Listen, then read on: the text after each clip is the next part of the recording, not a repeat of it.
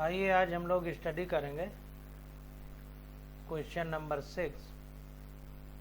कह रहा है when A charged particle moving with velocity vector v is subjected to a magnetic field of induction vector v, the force on it is non-zero.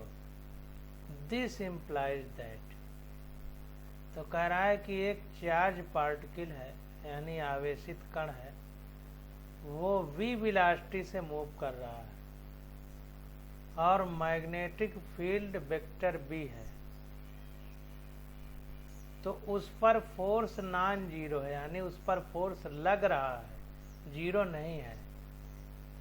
तो कह रहा है कि जो चार विकल्प दिए गए हैं इनमें से कौन सा सही है। तो देखिए, जो हमारा फोर्स का फार्मूला होता है, अगर हम उसकी चर्चा करें तो फार्मूला होता है मैग्नेटिक फील्ड में फोर्स का F बराबर क्यू वी क्रॉस बी, दोनों वेक्टर हैं, यानी q v B sine theta लिख सकते हैं। अब साइन में 0 डिग्री और 180 डिग्री में वैल्यू 0 होती है, केवल ये दो वैल्यू के लिए 0 और 180 डिग्री में साइन थीटा की वैल्यू 0 होती है। तो इन दो वैल्यू के अलावा कोई भी एंगल होगा तो फोर्स हमारा नॉन जीरो होगा यानी फोर्स लगेगा। तो डी वाला विकल्प देखिए, कह रहा है angle between can have any value other than 0 and 180 degree. तो 0 और 180 डिग्री के अलावा कोई भी वैल्यू हम रखेंगे, किसी भी एंगल पर कोई भी एंगल होगा तो वहां पर फोर्स लगेगा। अब इसका सॉल्यूशन देख लेते हैं। तो देखिए, कह रहा है force acting on a charge particle moving with velocity vector b subjected to magnetic field vector b is given by. तो ये फार्मूला होता है वेक्टर F बराबर q vector b cross vector b या F बराबर q v B sine theta. When theta बराबर 0 तो F बराबर क्यू वी बी साइन 0, तो पूरा 0 हो जाएगा। व्हेन थीटा बराबर 90 डिग्री तो साइन 90 की वैल्यू 1 होती है, तो क्यू वी बी हो जाएगा। और अगर थीटा की वैल्यू 180 डिग्री है तो वैल्यू 0 हो जाएगी। तो केवल देखिए 0 डिग्री और 180 डिग्री के लिए वैल्यू 0 हो रही है। तो this implies force acting on a charge particle is non zero, यानी कहने का मतलब ये है कि जो हमसे कह रहा है कि फोर्स 0 नहीं हो, वो कौन सी कंडीशन होगी।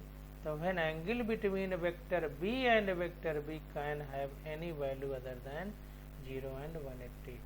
तो फोर्स 0 ना हो, इसके लिए आवश्यक कंडीशन ये है कि वेलोसिटी और मैग्नेटिक फील्ड के बीच, देखिए जो क्रॉस लिखा होता है तो ये दोनों के बीच b और b के बीच ही एंगल की बात होगी। इसको बहुत बारीकी से आप लोग समझ लीजिए, नहीं तो क्वेश्चन गलत होगा।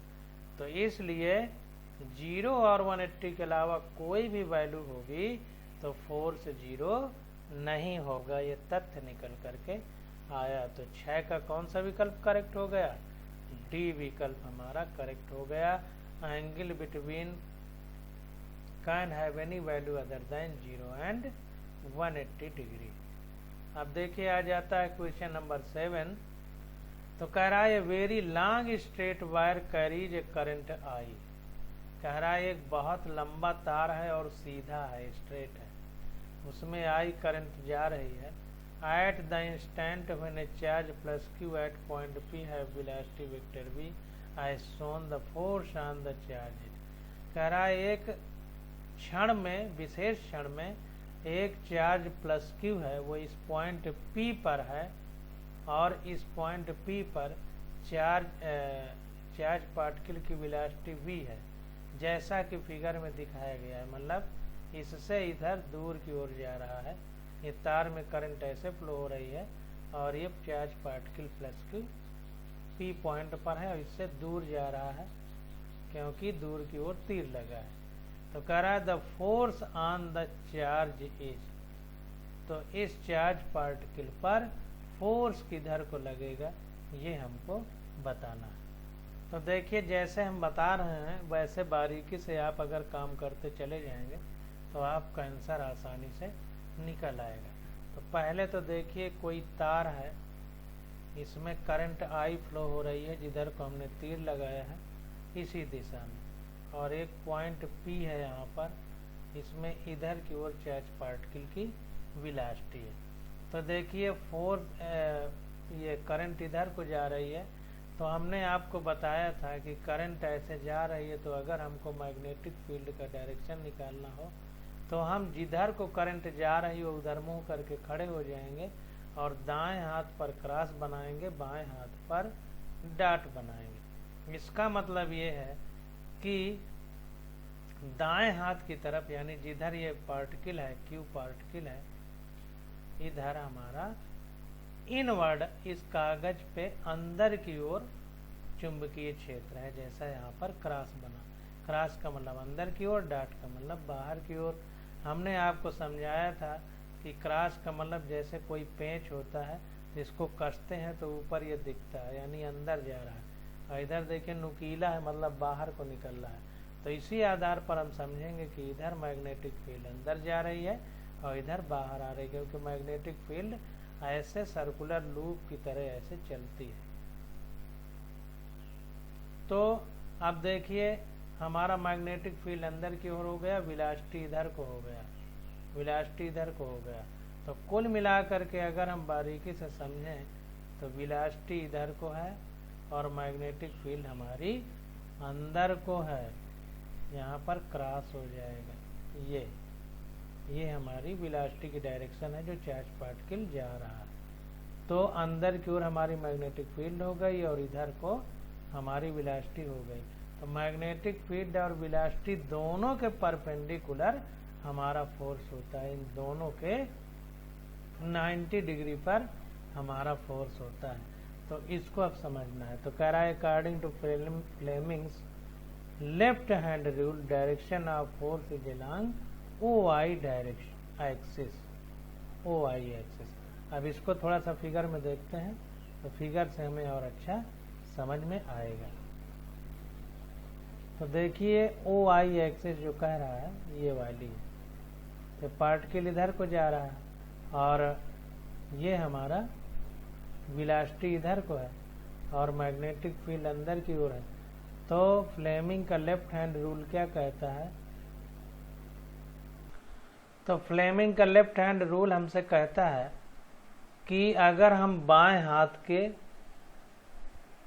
जो हमारा इंडेक्स फिंगर है यानी अंगूठे के बगल वाली उंगली है, इस अंगूठे की बगल वाली उंगली को अगर हम मैग्नेटिक फील्ड की तरफ रखें तो अंगूठे की बगल वाली उंगली अंदर चली जाएगी मैग्नेटिक फील्ड की तरफ। अंगूठे की बगल वाली उंगली ये मैग्नेटिक फील्ड की तरफ चली गई यानी अंदर की तरफ।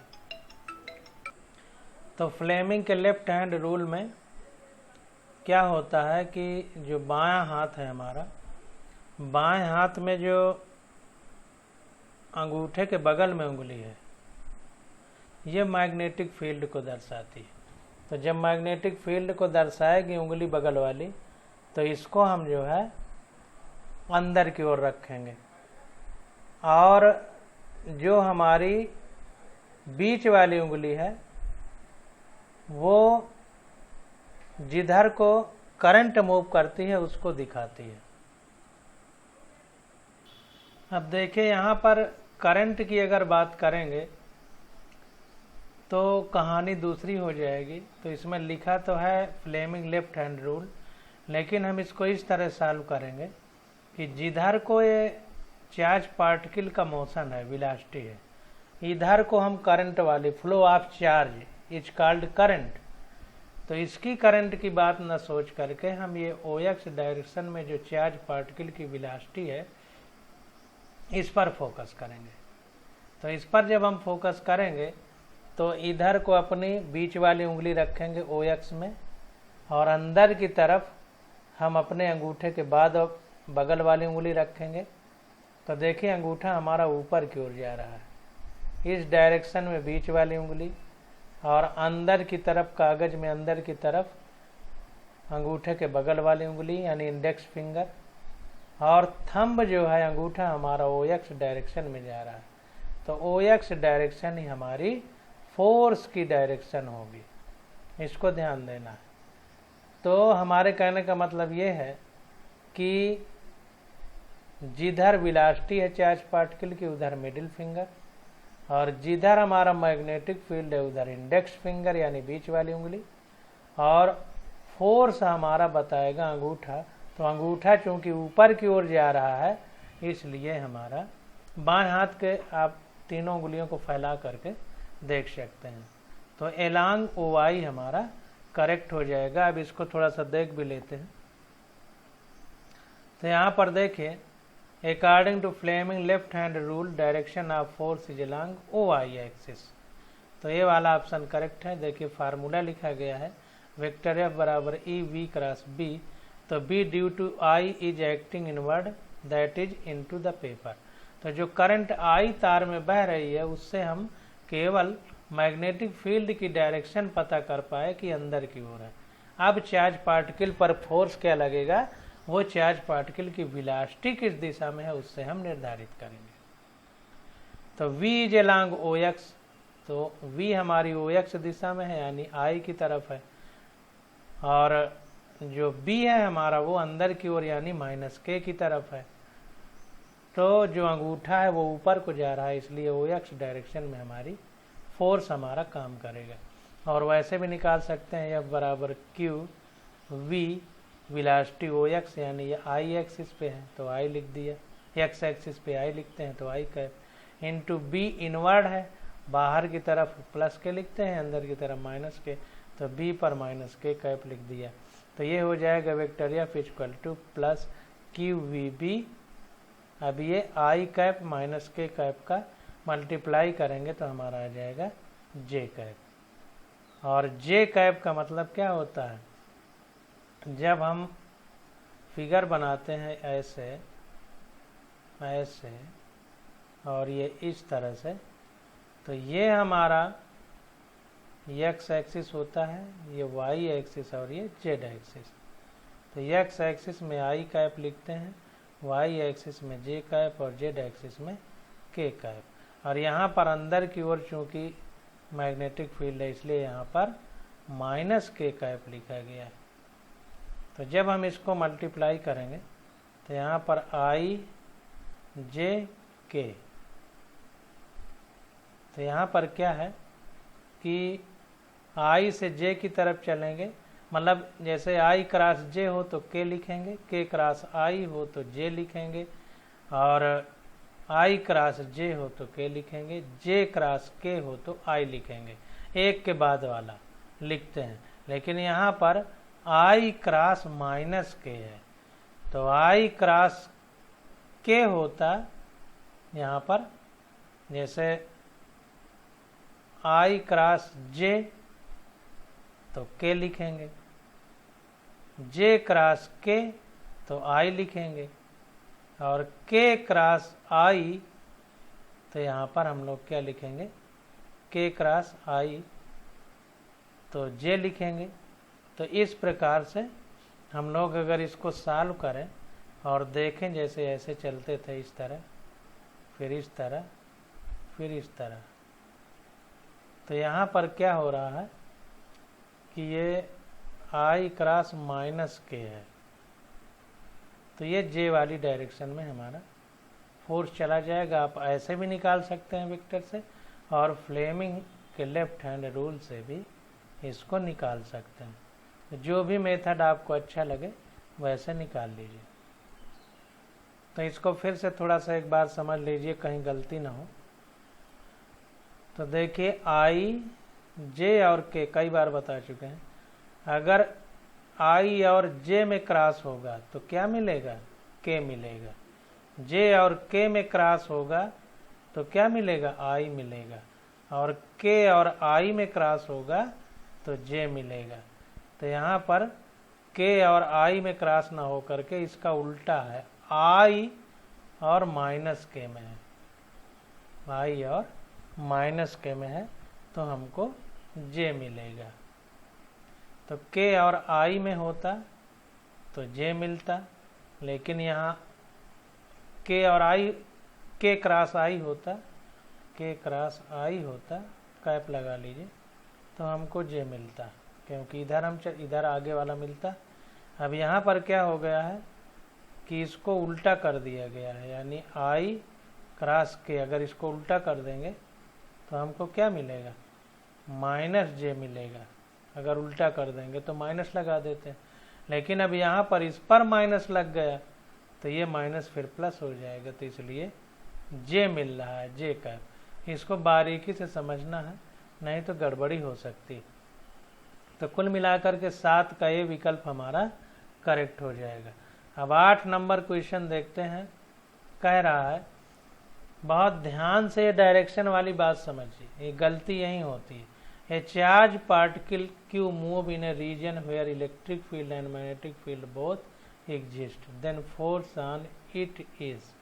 कह रहा है कि इलेक्ट्रिक फील्ड और मैग्नेटिक फील्ड दोनों मौजूद है, वहाँ पर चार्ज पार्टिकल मूव कर रहा है, तो कह रहा है उस पर लगने वाला फोर्स कितना होगा।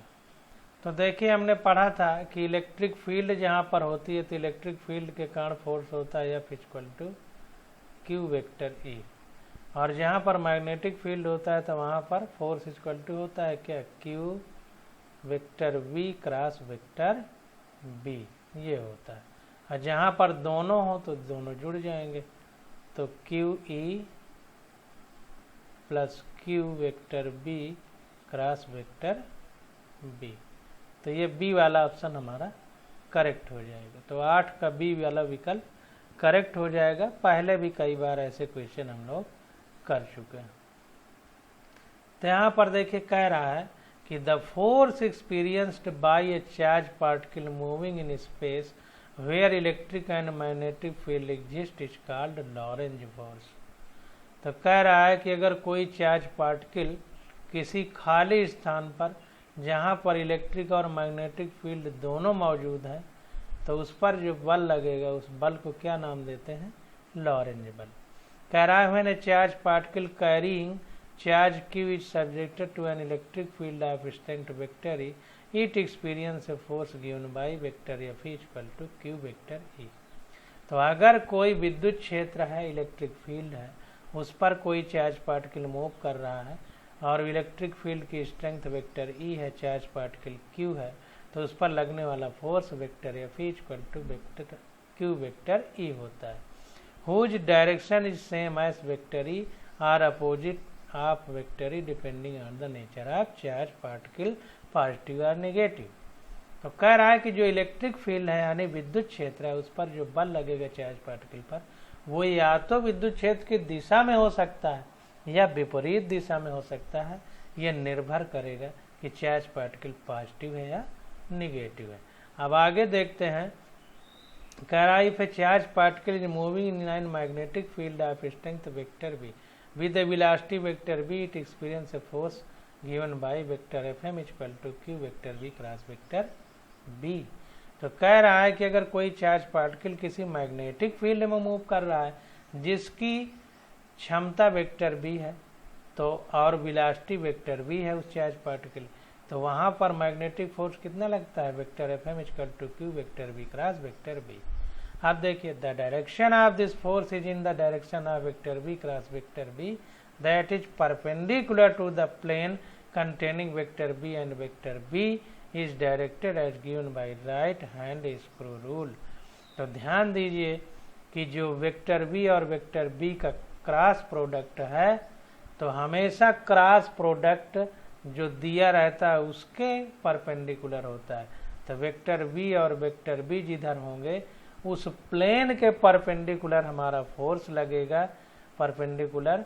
और इसको हम कैसे निकाल सकते हैं, राइट हैंड स्क्रू रूल से हम इसको निकाल सकते हैं, कि राइट हैंड स्क्रू रूल से हम इसको निकाल सकते हैं। तो ये बात निकल करके सामने आ गई।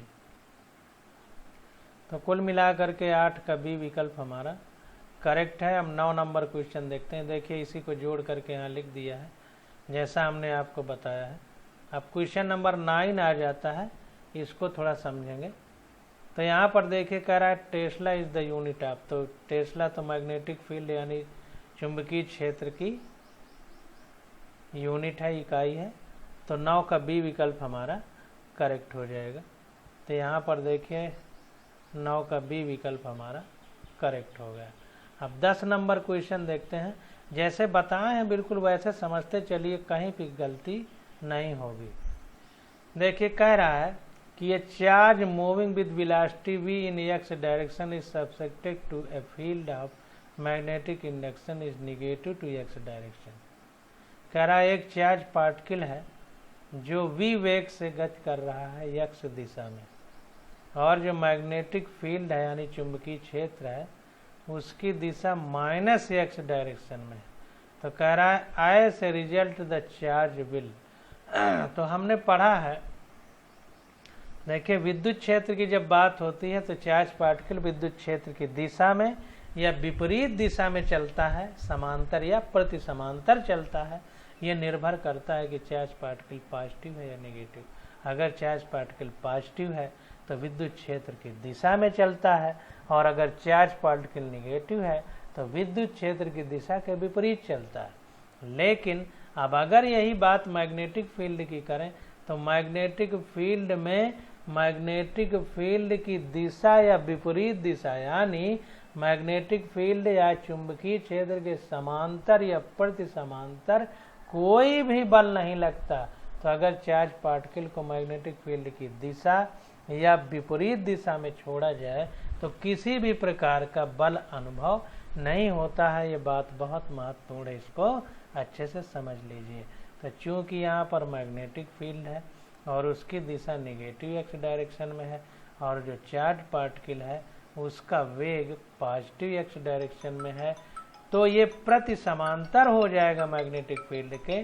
तो समांतर और प्रति समांतर में कोई बल नहीं लगेगा मैग्नेटिक फील्ड में, इसलिए यहाँ पर चार्ज पार्टिकल अनइफेक्टेड रहेगा। तो 10 का ये वाला विकल्प हमारा करेक्ट हो जाएगा। तो यहाँ पर देखिए 10 का ये विकल्प, the force acting on charge particle in magnetic field is given by vector F बराबर Q vector V cross vector B। तो जाहिर सी बात है बराबर QEB साइन थीटा हो जाएगा। अब जब मैग्नेटिक फील्ड के विपरीत चल रहा है तो दोनों के बीच का कोण 180 डिग्री होगा, और साइन 180 की वैल्यू 0 होती है, इसलिए फोर्स 0 होगा। तो when angle between vector B and vector B is 180 degree, तो फोर्स कितना हो जाएगा? 0 हो जाएगा। अब 11 नंबर क्वेश्चन देखते हैं और करने का प्रयास करते हैं। कह रहा है कि ये straight wire of length 0.5 metre and carrying a current of 1.2 ampere is placed in uniform magnetic field of induction to Tesla। कह रहा है कि एक सीधा तार है जिसकी लंबाई 0.5 मीटर है और उसमें 1.2 एम्पियर की करंट प्रवाहित हो रही है, और उस करंट के प्रवाह से 2 टेस्ला की मैग्नेटिक फील्ड या विद्युत क्षेत्र उत्पन्न हो रहा है, चुंबकीय क्षेत्र उत्पन्न हो रहा है। तो कह रहा है the magnetic field is perpendicular to the length of the wire, the force on the wire is. अगर जो है मैग्नेटिक फील्ड जो है ये अभिलंबवत है तार की लंबाई के, तो कह रहा है कि वायर में फोर्स कितना लगेगा ये हमको बताना है। तो देखिए 11 नंबर क्वेश्चन में सीधा हमको F = I/LB फार्मूला लगा देना है। लंबाई दे दी है वायर की, करंट दे दिया है और मैग्नेटिक फील्ड दे दिया है। तो F बराबर I/LB फार्मूला लगा देंगे और सीधा हमारा आंसर आ जाएगा। तो यहाँ पर देखिए F बराबर I/L क्रॉस B, I दिया है 1.2 एम्पियर, L दिया है 0.5 मीटर, B दिया है 2 टेस्ला, आ गया 1.2 न्यूटन। कितना फोर्स लगेगा सिर्फ यही पूछा जा रहा है। तो 11 का बी विकल्प हमारा करेक्ट हो जाएगा। अब 12 नंबर क्वेश्चन देखते हैं। तो 12 नंबर क्वेश्चन में देखिए कह रहा है, अब motion in a magnetic field से संबंधित क्वेश्चन है कि चुंबकीय क्षेत्र में गति।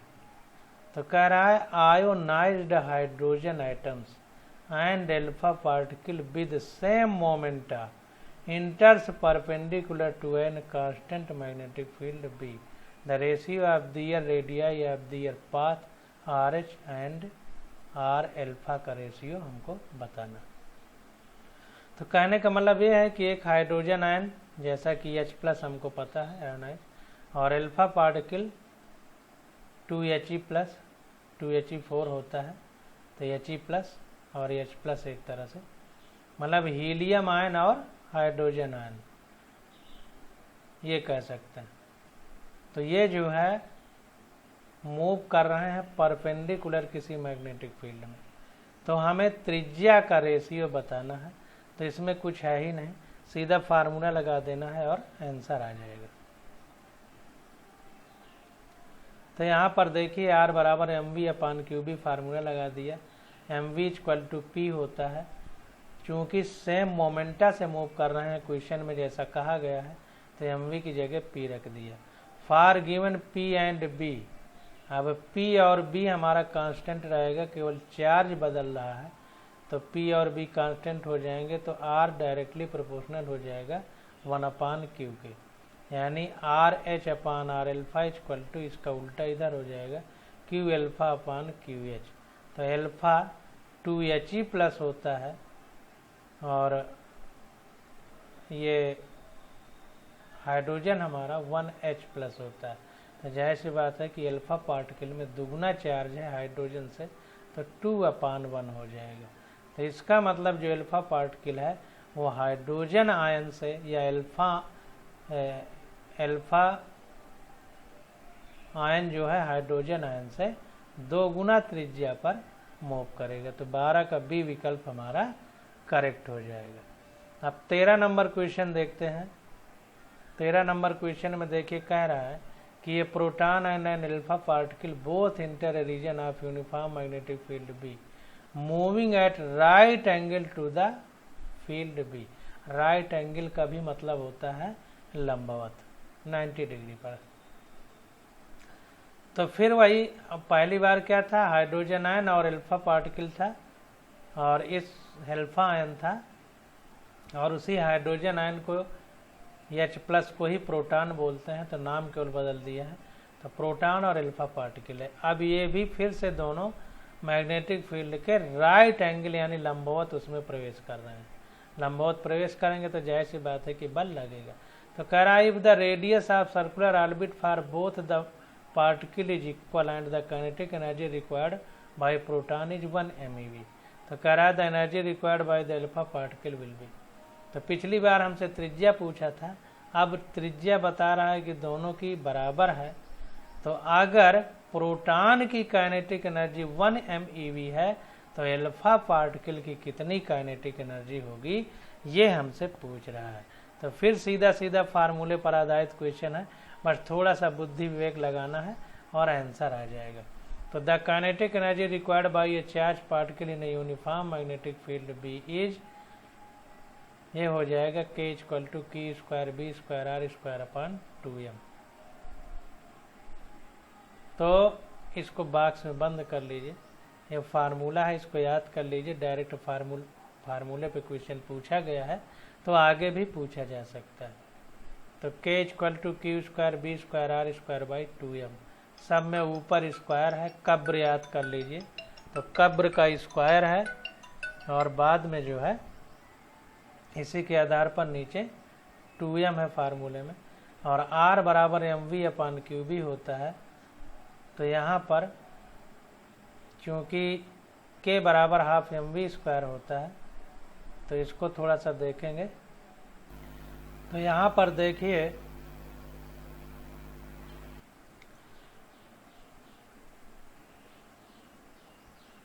K = ½ mv², यानी ये इधर आ जाएगा तो 2k/m = v² हो जाएगा, यानी v = इधर रूट हो जाएगा 2k/m। तो ये v की जगह जब वैल्यू रखेंगे √2 के बाई m, और ये m एक्स्ट्रा है तो m से m नीचे कटेगा तो ये बीच में √ में m आ जाएगा। तो ये हो गया √2m के बाई क्यू, भी वैसे ही बना रहेगा। तो अब इस आधार पर अगर हम देखें तो कह रहा है where Q and M are the charge and mass of the particle and R is the radius of circular orbit.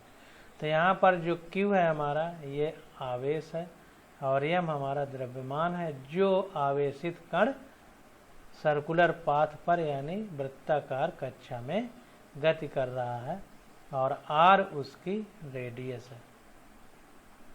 तब यहाँ पर वैसे करेंगे तो देखिए the kinetic energy required by proton is Kp equal to हो जाएगा Q²B²R² 2m। ये फार्मूला है हमारा। तो इस फार्मूले में क्या करेंगे, चूंकि प्रोटॉन के लिए है तो Pp लिख देंगे R और Q में, B तो सबके लिए सेम है, मास प्रोटॉन का तो Mp लिख दिया, and that by the alpha particle. अब एल्फा पार्टिकल के लिखेंगे तो K∝ equal to Q∝² B²R∝² 2m∝। अब अगर दोनों की तुलना करेंगे तो K∝/Kp इक्वल टू Q∝/Qp का स्क्वायर, अल्फा ऊपर है तो ऊपर, ये नीचे रहेगा, Mp/m∝, इसमें स्क्वायर नहीं है, ये उल्टा हो जाएगा तो ऊपर जाएगा नीचे आ जाएगा, R∝/Rp का स्क्वायर हो जाएगा। तो इस प्रकार से जब हम तुलना करेंगे तो हमारा K∝ इक्वल टू, अब Kp इधर चला गया, ये सेम वैसे रहेगा जैसे ऊपर है। Here Kp equal to 1 MeV है। क्वेश्चन में दिया है कि प्रोटॉन का जो काइनेटिक एनर्जी है वो 1 मिलियन इलेक्ट्रॉन वोल्ट, तो Q∝/Qp इक्वल टू 2 हो जाएगा। क्यों?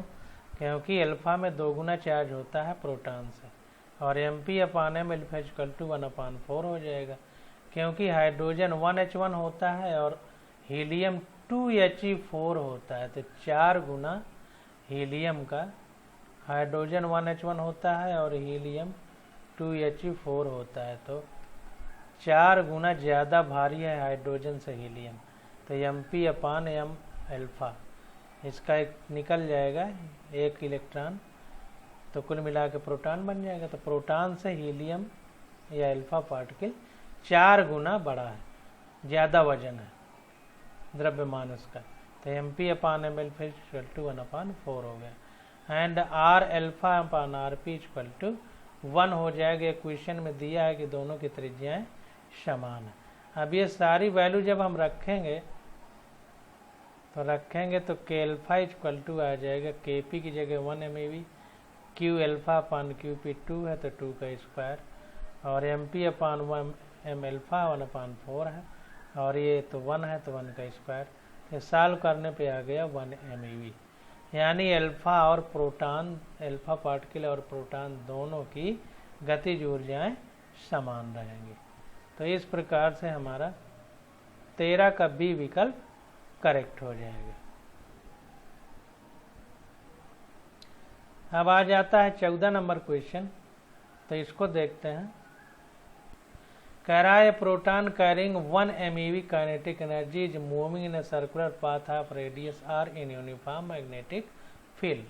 कह रहा है एक प्रोटॉन है, उसकी गतिज ऊर्जा 1 मिलियन इलेक्ट्रॉन वोल्ट है, और R त्रिज्या में घूम रहा है, कहाँ पे? जहाँ पर एक समान चुंबकीय क्षेत्र है। कह रहा है what should be the energy of an alpha particle to describe a circle of same radius in the same field. कह रहा है अगर इसमें अल्फा पार्टिकल मूव करे और त्रिज्या समान हो और फील्ड भी समान हो तो वो कितने MeV गतिज ऊर्जा से मूव कर पाएगा कि उसकी त्रिज्या प्रोटॉन की त्रिज्या के बराबर हो। तो अभी हमने इसके ऊपर ही निकाला है 1 MeV, तो 14 का बी विकल्प हमारा करेक्ट हो जाएगा। सेम यही क्वेश्चन ये अभी हमने किया है, तो 1 MeV आंसर आया, तो 14 का बी विकल्प हमारा करेक्ट हो जाएगा। अब 15 नंबर क्वेश्चन देखते हैं और सॉल्व करने का प्रयास करते हैं। तो देखिए कह रहा है कि the under the influence of uniform magnetic field A charge particle move with a constant speed v in A circle of radius r। कह रहा है कि एक समान चुंबकीय क्षेत्र में एक आवेशित कण मूव कर रहा है, यानी गतिमान है, और उसकी स्पीड नियत है और उसकी वैल्यू कितना है, v है, और जिस वृत्तीय पथ पर गति कर रहा है उसकी त्रिज्या r है। तो कह रहा है the time period of rotation of the particle. Time period हमको बताना है कि किस पे डिपेंड करेगा, तो सीधा फार्मूला लगा देना है और आंसर आ जाएगा। तो देखिए यहाँ पर जब चार्ज पार्टिकल मूव करता है तो उस पर चुंबकीय क्षेत्र में बल कितना लगता है, QVV। तो ये बल लगता है, और चूंकि वृत्तीय पथ पर गति कर रहा है तो उस पर अभिकेंद्र बल उत्पन्न होगा, सेंट्रीपेटल फोर्स। वो सेंट्रीपेटल फोर्स किससे प्राप्त होगा, इसी चुंबकीय बल से। इसलिए चुंबकीय बल को सेंट्रीपेटल फोर्स या अभिकेंद्र बल के बराबर कर दिया।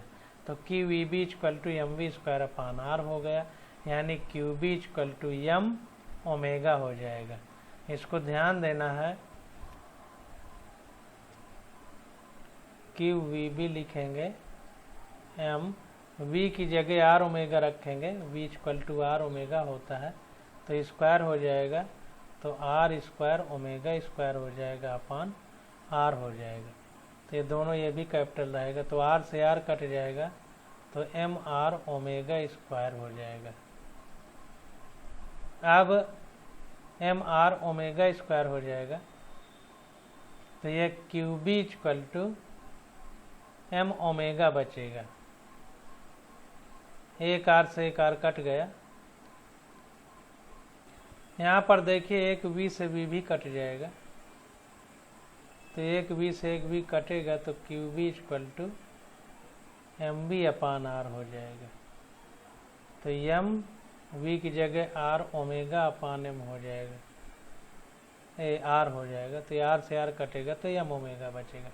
अब ओमेगा बराबर 2πn भी होता है, यानी यहाँ पर आवृत्ति या फ्रीक्वेंसी है, और आवृत्ति आवर्तकाल के उल्टा होती है, तो 2π/n की जगह 1/t भी लिख सकते हैं।